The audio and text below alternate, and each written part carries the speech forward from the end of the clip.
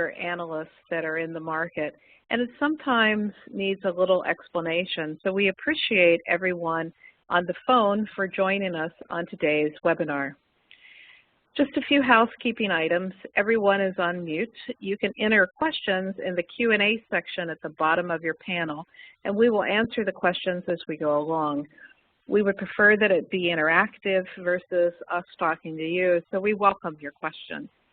Secondly, as a follow-up to this webinar, we will be sending the people that attend the webinar the slides, and if you have any questions on the slides and would like any follow-up, we'd be glad to discuss it with you and help you to understand how our research difference can be tailored to your needs. So with that, let's start the presentation.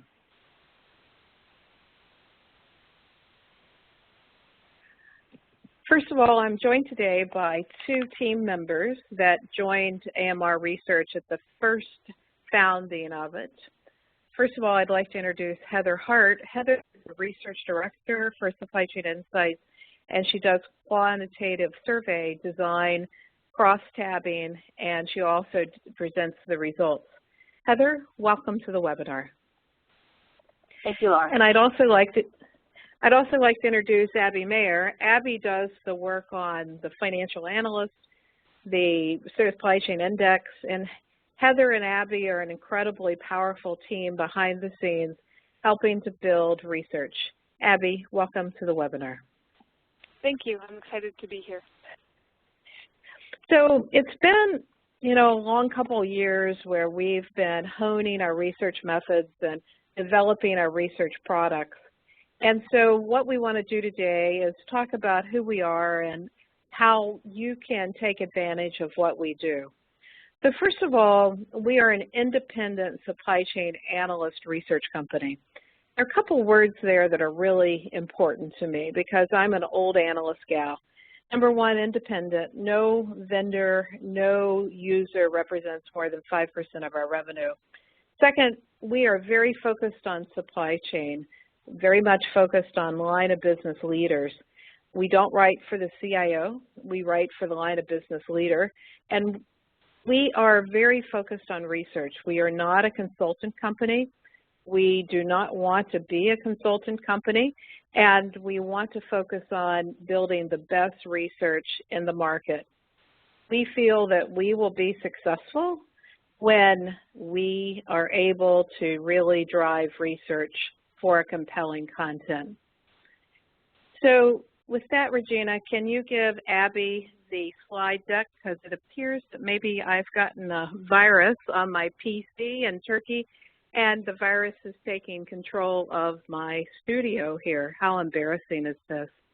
So if you can give Abby the slides, and then we'll let Abby go ahead and she can run the slides in the background. So the fact that we are independent and we are very focused on the development of content is important to us. And what we want to do is to change the dialogue for companies everywhere to be able to drive the research difference.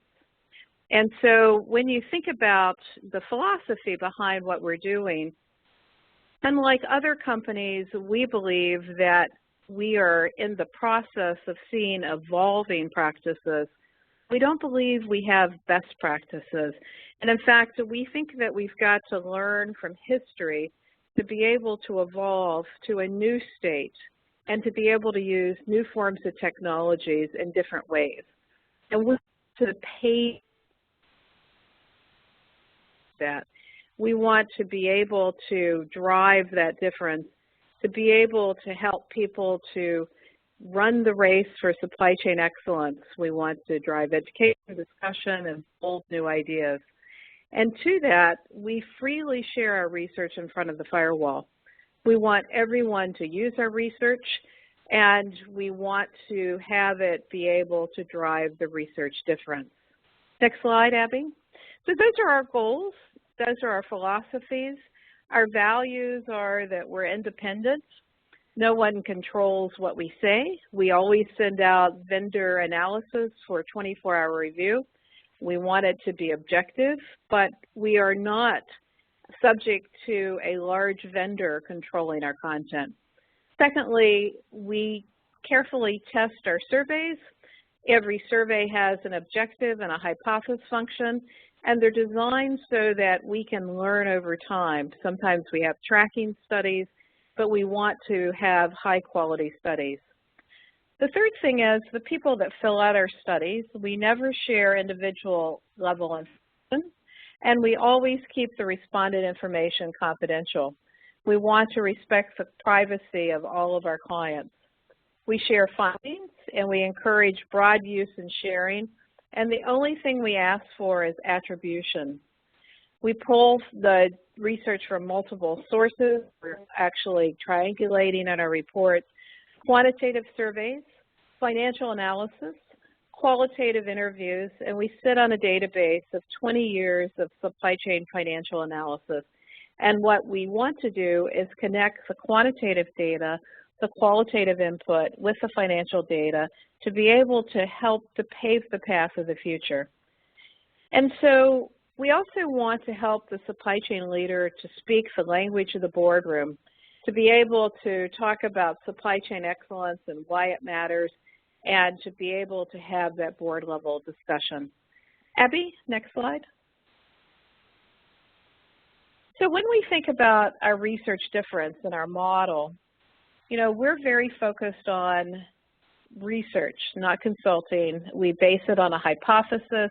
We combine quantitative, qualitative research, and we combine this into open research, and we post blog posts, podcasts, reports, webinars, and we do that freely and often. So I'll post over 100 blog posts a year. We post on average 80 podcasts. If you have a great client story that you think would be a great podcast, let us know. We love to capture the voice of supply chain leaders. We will actually be publishing those now on a regular basis on Thursdays. We also publish 2 to 3 reports in our monthly newsletter, and we do at least 1 webinar a month. All of this is complimentary. So sometimes people say, well, Laura, how do you make money? And we make money through advisory services, through speeches, through our annual event, which is September 10th and 11th, through private training and custom research, and we're getting ready to launch a supply chain planning benchmarking service. Now, contrast this with a conventional analyst model that focuses on the CIO audience and is really based upon an input from inquiry. So when I worked at other analyst firms, I wrote based upon what I heard. And so if I heard something a couple of times, it would say I should write about it. That limited what I could write because I wanted to write about things that people weren't asking questions about. I wanted to be able to validate it with quantitative data and with financial data. And I was handicapped because I didn't have that kind of depth to write that research.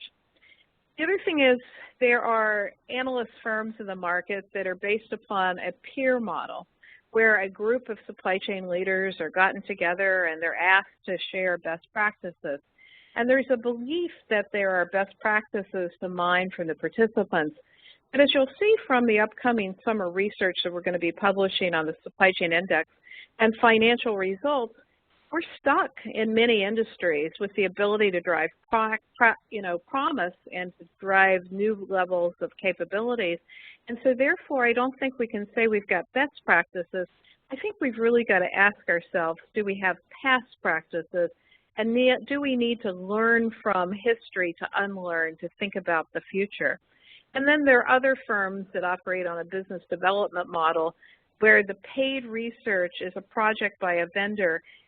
Primary objective is business development for the vendor to get a list. We never write white papers. We never share our database, and so it's a very different model. Abby, next question. So, you know, how are we different? We're different based upon the way we go about it, the rigor, and the business model. Everything we write is in front of the firewall. We want everyone to use it. We want everyone to share it. And we're working on research themes of metrics that matter. We've published over 2 years of reports where we've been able to look at each of the industries, advanced analytics and new technologies. We want supply chain visionaries to really get inspiration from the reports that we're writing.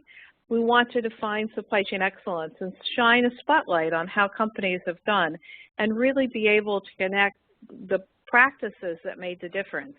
We want to be able to highlight supply chain leadership, and we also want to understand the evolution of disruptive technologies and new mental models.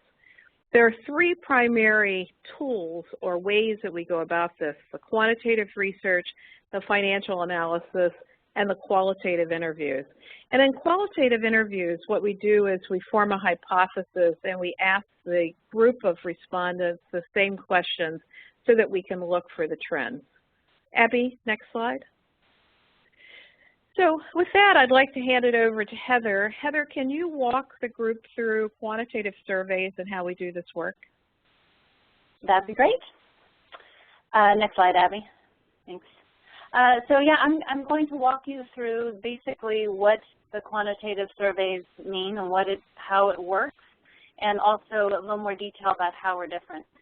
So first of all, there are basically 2 types of quantitative surveys that we do. One, probably this is the most of our research, is self-funded research. It's sponsored entirely by Supply Chain Insights. We have the objectives, we write the questionnaire. We sometimes get people to help us promote it, but it's really entirely funded by us. And the second type is custom surveys, and this is done in partnership with the client from the get-go. So the client has the objectives and works with us on the questionnaire design. But regardless of the type of survey, the methodology is really the same. They're all conducted online among supply chain professionals. All respondents are offered the results free of charge. And we also offer a 1-hour personalized review of the results with Lora by phone. We call it, give us 10 minutes and we'll give you 1 hour. And always, as Laura mentioned, analysis is independent of any partnership, including for the custom studies. Even though the client has requested and sponsored the survey, our analysis is independent of whatever they are hoping to find. Next slide. So this is a summary of all the surveys we have conducted or are planning to conduct since we started in early 2012.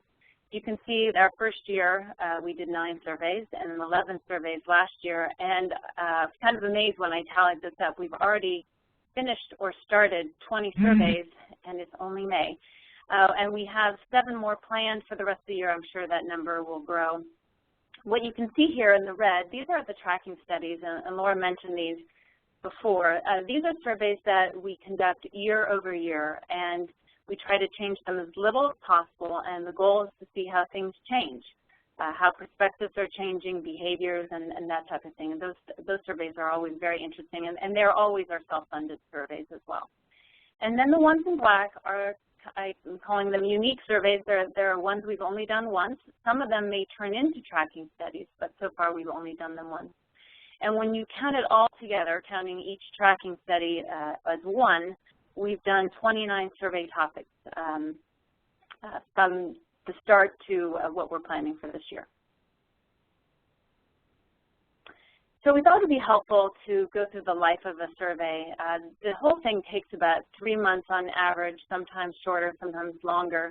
And we start with the design phase. Laura mentioned this as well, that we start with very clear objectives and hypothesis, really trying to make sure we know what we're trying to get at. And we spend a lot of time defining who we want to hear from. And we're very careful about this to make sure that the questions are relevant to people and that we have the right people in the audience answering the survey so that we know how to interpret it. The next phase is development, and we're very careful with this one too. This is where we design all those questions and we have it programmed online and we test it. And we take a lot of care to make sure that the questions are clear. We try very hard to not make the survey too long. We know people's time is very valuable. It's hard because we're eager to get answers to so many questions, but we really try to focus it on the ones that are really directly answering our objectives and that people can answer very clearly. The third phase is the field phase. This is, again, I mentioned we conduct them online. And we reach out to our own database, we use social networking, and then we also get help from partners from time to time. And this is the hardest or maybe the longest part of the process. You know, people are very busy. Getting people to take a survey can be very challenging. It depends on the relevance to them, the time they have. Seasonality plays a big role. So this can be tricky. It's a very important phase. Then the fourth phase is the analysis phase. As we've mentioned, this is done independent of partners, and we always report the data in aggregate. And then lastly, the most fun is sharing it around, and we have reports and summary charts and infographics as well that we like to do for each study. And as we've discussed, we share it openly and encourage people to share it. And so to follow up a little more on how we're different, I think, you know, we see a lot of do-it-yourself surveys out there, and I think it's important to see how we do things differently than that. The first area is the design. So we use Sawtooth software. This is the high-quality, very rigorous programming software that allows us tremendous flexibility. So, for example, if we were doing a survey among vendors as well as users, we could insert wording depending on who they are. So the vendors could answer for their typical clients, for example, and then the users could answer for their own company. We can have people skip around questions depending on their experience and who they are. And we customize the programming for each study, and we have tremendous flexibility with that. As I mentioned, also we define the respondent requirements, and this part is very important and also tricky. We want to make sure that we get the right people taking the study. So if it's a study among users, then when vendors get in, the questions won't really make sense because they can't answer it for their own company. So we try to keep it as open as we can, but also very focused so that the questions will always be relevant and answerable. And then we require people to answer questions. This kind of goes hand in hand with the respondent requirements and the programming focus that we have, that we want to make sure that the right people get the right questions. And we allow people to say don't know and things like that, but we don't allow people to skip questions. And the reason is very simple. If you have a base of vendors, let's say, that you're surveying, and then you can say, if you require them to answer the question, you can say, oh, 20% said X, Y, or Z. But if you let them skip, you don't really know why they skipped. Did they skip because they don't know? Did they skip because they don't want to share? Did they skip because they're busy? So then you're left with 20% of people who chose to answer the question. So I think this is an important element in our design. And then also this incentive that we offer. I love that we offer the results, of course, and then the dedicated call.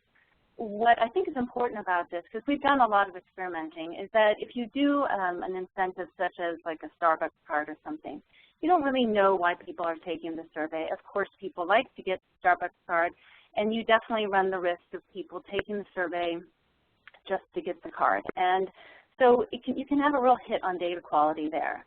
So what this means is people are taking the survey because they care. They care about the topic, they care about participating in the results, and I think that makes a big difference to our quality. The third element of how we're different is analysis. We've said this before, and I think it's critical. There's no agenda. You know, we have our objectives, we have our hypothesis, but we are open to any findings. And the analysis is done completely independent of any partnership. And then we also have full data analysis capabilities. We can run crosstabs, do statistical analyses. We have full capabilities, which makes for a richer analysis. And then lastly is the output. I think this makes us different, that we share results freely and encourage use. And as we said, we never share the individual level data or contact information. So there are 3 ways to get involved in our surveys. The first one is participating. What you can see here are 6 of the surveys we have open right now. You can get at any of them from our website, and we're very clear up front about who each survey is for. And I think that participating is important in a couple ways. One, I think it's always helpful to be able to share your own perspective and experience. It's a great way to benchmark yourself against your peers. And perhaps most importantly for us is when people participate, it supports our ability to provide open research. We really rely on people giving their time and their opinions to us, and we appreciate it tremendously. And as we've mentioned, you always get the results and can review them with Laura afterwards. The second way is to partner with us. One is to do the custom study. We work with you to develop the objectives. We give you a link to share with your contacts. We share it with ours. And of course, you get the full report and the data tabulations. Optional things to get as well are webinars and in-person presentations. Sometimes there's early access to the report to share first. So there are a lot of options there. And then the second way is to help us promote a study, a self-funded study.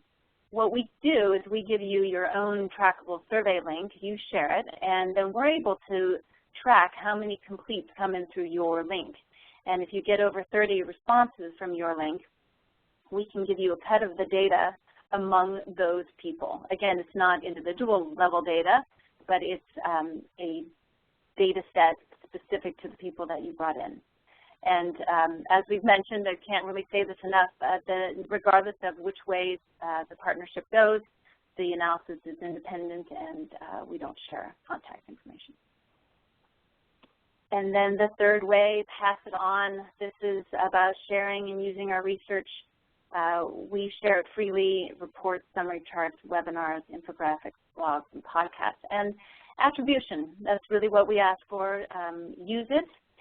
We designed the summary chart so that every chart is a picture, and you can take the picture and use it. And each chart has what study it came from and what the question is, and who the survey was among. So it's meant to be, each picture is meant to be kind of a complete summary of what that is.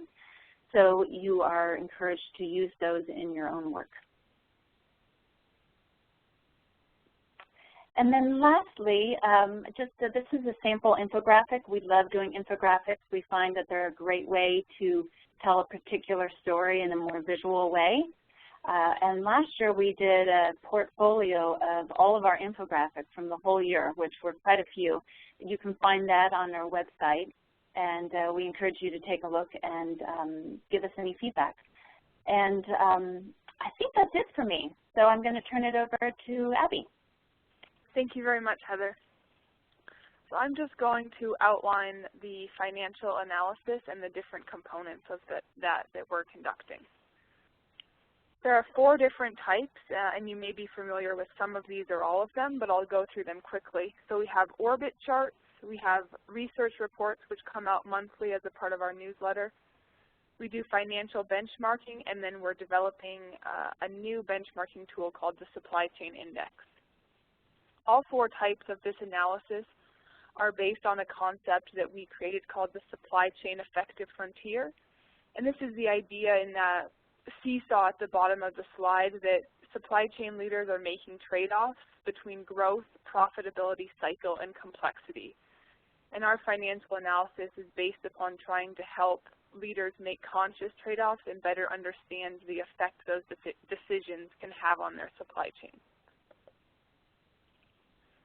The process that we started with about 2 years ago was very manual, and I was a graduate student that got hooked up with Laura through her blog, and we were manually going to investor relations websites and gathering data that way, plugging it into a spreadsheet and trying to make sense of it. We've evolved over the past 2 years, and we now have access to 20 years of financial data for a variety of metrics.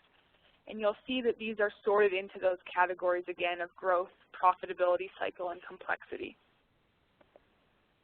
The analysis that we like to do is often across these different categories, and so I'm going to provide an example of an orbit chart that draws upon a cycle metric, inventory turns, and a complexity metric, revenue per employee. So what you can see here is a chart, and it's called an orbit chart that charts the intersection of inventory turns and revenue per employee. So you'll see inventory turns on the y-axis and revenue per employee is down on the x-axis. The company that we're looking at here is Dow Chemical, and I've identified the first year in the pattern, 2002, and the last year, 2012. And if you trace that line, you're tracing their performance across these two different metrics. There's a couple other things to notice. In the upper right-hand corner, I've identified the best scenario, and so we like to see companies increasing inventory turns and also increasing revenue per employee. There's a couple metrics like cash-to-cash cycle that it's actually better to have a lower number, and so then you would see that best scenario in a different corner of the chart. You'll also see a large diamond, and this identifies the average over the time period. So for the time period, Dow had an average of $999,000 for the revenue per employee metric and 6.7 for an average of inventory turns. We're also able to do this sort of analysis within a company, and so what we have here is an example of 3 different categories within one single company. And so what we're able to do when we get this granular data within a company is to look at not only financial metrics, but we can also look at different metrics. In this chart, we're looking at a customer service metric of case fill average. So the process for doing the divisional orbit charts is a little bit more complicated than just the public company analysis. The first step is obtaining that signed NDA and then getting that data. So companies can choose whether they want to share that data on a regional basis, a divisional basis, or a category basis. And then the client will be able to choose what sort of comparisons they want to look at. They can also compare a category against a competitor, a public competitor. Once we've done the analysis, then we're able to present the results as part of an on-site strategy session. So like I mentioned at the top, there are 4 different components of the financial research. The orbit charts was the first one, and the second one is the research report. So this is an example of a series of reports we've written called Supply Chain Metrics That Matter. We are looking at industry performance of a small peer group on those 4 categories of growth, profitability, cycle, and complexity. And we've also done a couple of reports looking across industry. So we've done 2 reports on the cash-to-cash cycle as well as operating margin and resiliency to try to understand how those metrics differ across different industries. The most recent Supply Chain Metrics That Matter report was called Improving Supply Chain Resiliency, and that's available for free on our website, and that's a part of the index work, which I'll speak about in detail a little bit later. This is an infographic that just shows all of the separate reports, so you can see all the different industries we've focused on over the past 2 years. The third component of the financial analysis is the benchmarking. And so the objective here is to enable companies to connect their supply chain performance with the larger corporate financial performance. And the way that we go about doing this is those personalized orbit charts. And you're able to choose both the companies you want to be compared against as well as the metrics. There's a lot of benefits to seeing the data like this. Most people have never really seen it like this before, but it helps people to really understand visually the potential, the patterns of the industry, how they rank against the peer group. And if you're interested in this for any of your clients, you can email research@supplychaininsights.com, and we do the first set of financial benchmarking on a complimentary basis.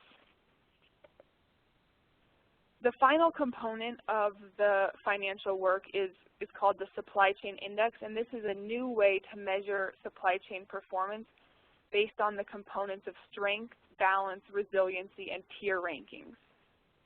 Our intention here was to design a new way to measure and rank supply chain performance, And we wanted to do it objectively, and we wanted to do it on an industry basis. So you can see that 90% of the score comes from financial metrics. The strength metric is based upon inventory turns and operating margin performance. The balance metric is based upon return on invested capital and revenue growth. And we found return on invested capital has a much more meaningful impact and relationship with supply chain performance. People are probably more familiar with return on assets, but we prefer ROIC. The third metric is called resiliency, and this is a metric to measure the tightness of the pattern at the intersection of inventory turns and operating margin. Each of those three components affects 30% of the score, and then the final 10% is peer rankings by industry leaders. This is what the table will look like when we're able to populate it with the NAAQS codes and the rankings, and then the output will be the total score. And like I said, this will be done on an industry basis, so we won't be comparing companies across different industries, but rather just looking at those tight peer groups where we think there can be meaningful comparison.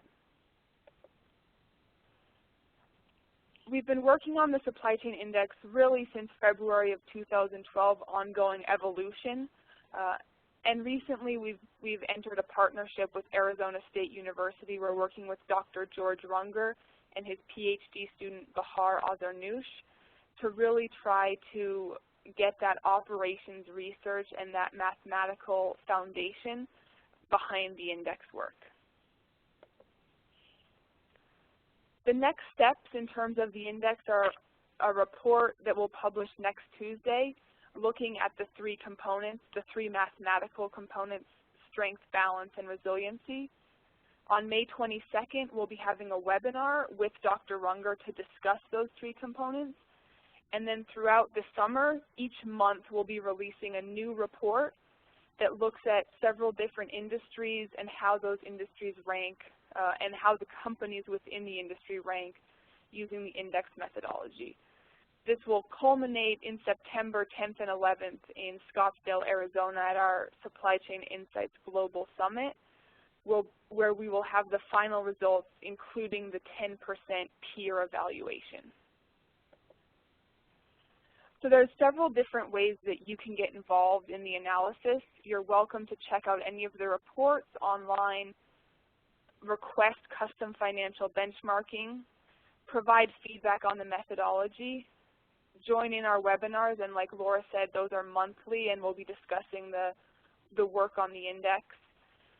Please use the Supply Chain Index for business development within your own organizations, and then follow along with the blog supplychainindex.com. I update that weekly with new analysis that I'm doing, interesting patterns, and the latest that's happening on the Supply Chain Index work.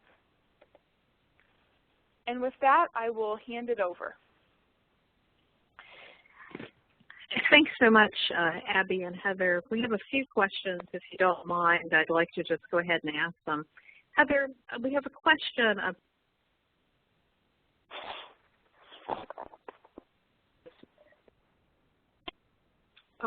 we get within the surveys. Can you talk about the roles and who answers our surveys? Sure. I see that question there, Laura. I lost your audio there for a second. I believe you asked how many people are responding to the surveys and the typical roles. This varies so much by each survey. Sometimes we squeak by with about 30 or 40 respondents, and then other times we get closer to 100 or more than that. We love those times. And then in terms of the roles within the organization, it entirely depends on who we're targeting. There are times that we specifically want to hear from supply chain or IT type people, and other times we're more open. I would say that the supply chain and IT folks are pretty solid respondents. That tends to be who we can hear from more typically, but like I said, it depends on, the survey can be more focused on, you know, pretty much any type of person in a supply chain related role. Like we have surveys that are more focused on people who are using a particular software or people who have responsibilities for scorecards or all types of things. So that's a very tough one to answer because we define it for the survey. But most of the time, Heather, they're manufacturers, retailers, and supply chain folks, wouldn't you say? Yeah, that's true. Manufacturers, retailers, distributors, those are probably the biggest groups. Okay, great. And Abby, can you talk a little bit about the difference between absolute numbers and supply chain financial ratios and what years we're looking at for the index? Sure. So when we initially started back in 2012, we were basing a lot of our work on raw numbers, so raw revenue or cost of goods sold. And we've evolved to really base the analysis on ratios, and we do this for a couple of reasons. One of those is that it allows us to work across different currencies and compare, and the second being it allows us to compare those smaller companies with larger companies and put everyone on an equal footing. As far as the index work, the index is based upon financial results from 2006 to 2012. Like I said, we have access to data going all the way back to 1995 and 2000 for most companies, but we're really focusing on the last 7 years for the index work. And Abby, how did we come up with 7 years? What's magical about that? Yeah, so I think that it's hard to have those long-term perspectives, and it's also hard to have really short-term perspectives. So we've settled somewhere in the middle where we're getting some of the history, but we're also allowing, you know, that it takes a couple of years for supply chains to change, to evolve, and to see those changes represented in financial results. Okay. So those are the questions we've got so far. Please share the questions, and I'll continue with the qualitative interviews. And this is a piece that I bring to this equation. So Abby, if you can continue with the slides. When we do a research project, the three of us sit down and we talk about which piece will be quantitative, how will we use financial data, and then how will we get qualitative interviews. And often after a survey is finished, we will talk to the respondents and we'll share the results and we'll say, what does this survey tell you? And we'll get to that deeper understanding. We'll also be able to get some case studies and personal stories from the field. So often people will share stories like, oh, that is so true, let me tell you a story. Or we'll talk about a disconnect between a department. Or they'll talk about what the core drivers are and the questions and issues on their mind. Sometimes the study is purely qualitative and has no financial and quantitative backbone. Examples of this is the analysis of S&OP vendors that we did twice and the B2B network vendors that we just published. And in that case, we will actually call the references and we will have a preset list of questions and we will be listening for patterns across the references around how they use the solution, what they're finding out about the solution. And at the end of all of those, I'll ask the question, if you had a magic wand, what would you like for the vendor to do? And the answers to that are very telling in terms of energy, in terms of, you know, how committed they are, and it's a great way to be able to find out the true skinny on a vendor. Next, Abby. So the qualitative interviews are designed to be able to look at the patterns. And what we want to do is continue our evolution to be able to do new and better things combining financial data, quantitative data, and qualitative data. So what we're doing is we are working on building a connection between our quantitative data and what companies are saying they're doing and believing from survey data, and then looking at how they're financially performing. You know, we use this term best practices pretty loosely. It's every place I go. But I don't think we really know what are best practices. And I think that we really don't know the range or the tightness of patterns within a company.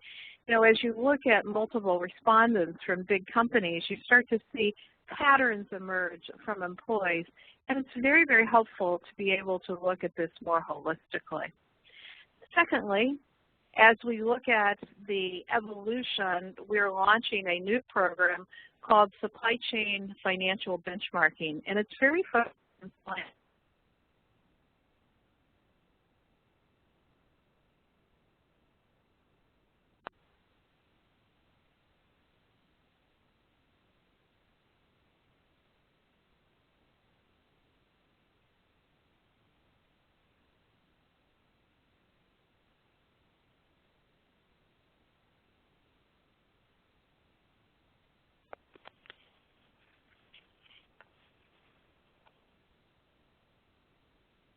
I think we may have lost Laura, so let me continue to discuss briefly the planning benchmarking survey. Like Laura said, we will be launching this in June of this year, and the objective is to really conduct a study of supply chain planning effectiveness. We find that there's a need in the market and there's a lot of excitement, and what we'll be doing is combining financial ratio data, quantitative survey data, and qualitative research to provide insights to each company that decides to participate. The focus will be on demand, supply, and S&OP. And you know, why are companies asking for this and why are they participating? We really think that they'll be able to better assess business performance from those multiple angles with those different perspectives. Another survey that we're launching very quickly is called the Technology Market Share, and some of you may have heard about this, but what we're trying to do is determine current market share of the supply chain technology vendors on an annual basis with a specific focus on software licensing and software as a service. The methodology, this will be online as all of our surveys are, and we'll be allowing one respondent per vendor company. The survey will be opening this month, and it will be open through about the end of July, and we'll be sharing those results, as always, free of charge at the Global Summit in September. Why we're asking companies to participate in something like this is to understand the market as a whole and to be able to benchmark market share relative to your peers. This will become a tracking survey and one that we'll repeat on an annual basis. The easiest way for you to get involved with this right now is to identify a company representative to participate, to be that contact within your company who will be responsible for filling out the survey. So just to wrap up what we've gone over today, we really believe that supply chain research matters and we're dedicated to doing it right. All of our research is complimentary and you're welcome to use it, share it, and just attribute it to us.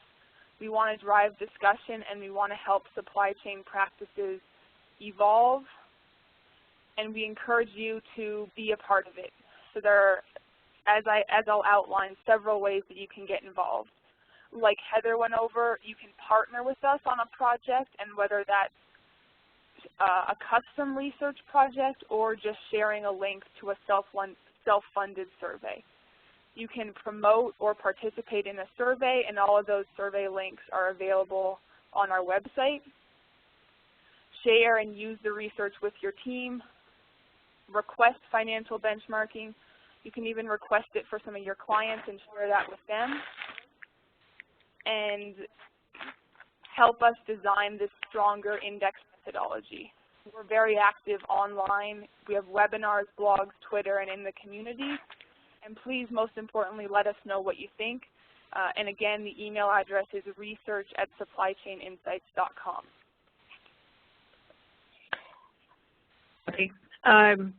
You know, we want people to tell us about the research. We really are open. You know, we were trying to launch the Supply Chain Index last year, and I had Manny from Intel take me aside and say, Laura, you really need to put more financial rigor around it. And so what we did was we hired the quantitative help of Arizona State University. We want that kind of input. We want to be able to take research to the next level. It's our goal to bring it to supply chain leaders in our conference, which is on September 10th and 11th, through public training, which we offer public training every other month. It's available for vendors as well as the line of business users. We also have a podcast series, and I encourage you to let us interview your supply chain leaders. And the podcast series is published on Wednesday for Thursday feed on iTunes. Right now we have 85 podcasts available, and we do a series of webinars, and we are active on LinkedIn. We archive all of the webinars, and many people will listen to our archived webinars. So it's our goal to redefine the analyst model, to make it easier, friendlier, and more objective, and to be able to drive a higher bar to allow supply chain leaders and processes to mature. With that, I want to find out if there are any other questions, and I want to apologize for the horrible technology problems I've experienced out of Turkey.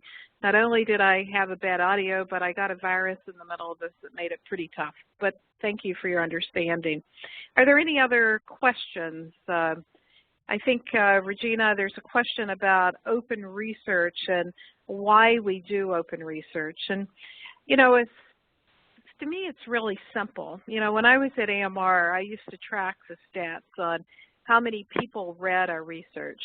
And I could see that the readership behind the firewall was limited. The other thing, as a small company, I want to make a difference, and I want to be able to have exposure in a way that I couldn't have behind a firewall. So for that reason, we've made it open, we've tried to make it usable, and we've tried to help people to use it. Last week, I think E2Open really embodied what we're trying to do. E2Open took a report that we had done. They actually did a mailer to the entire CSCMP audience. We celebrate that. That's the kind of behavior we want people to use our reports. I also had a vendor very apologetically call me up the other day and say, I'd like to use a piece of yours, Lora, in a white paper. I'm like, that is exactly what I want you to do. I want you to put it on your website. I want you to put it in your white paper. When you do that, I feel like we all win. All I ask for is attribution. So we look forward to sharing more on the index. We're launching it next week with 3 industries, and across the summer we will be evaluating all public companies within a NAAQS code worldwide, and it will allow you to see the evolution of supply chain progress on the effective frontier for financial benchmarking. So this is what we're up to. We look forward to the partnership, and we look forward to hearing from you. Regina, it looks like there are no more questions, so for that, we thank you for your time, and best of luck, and thanks for joining us today on Supply Chain Insights.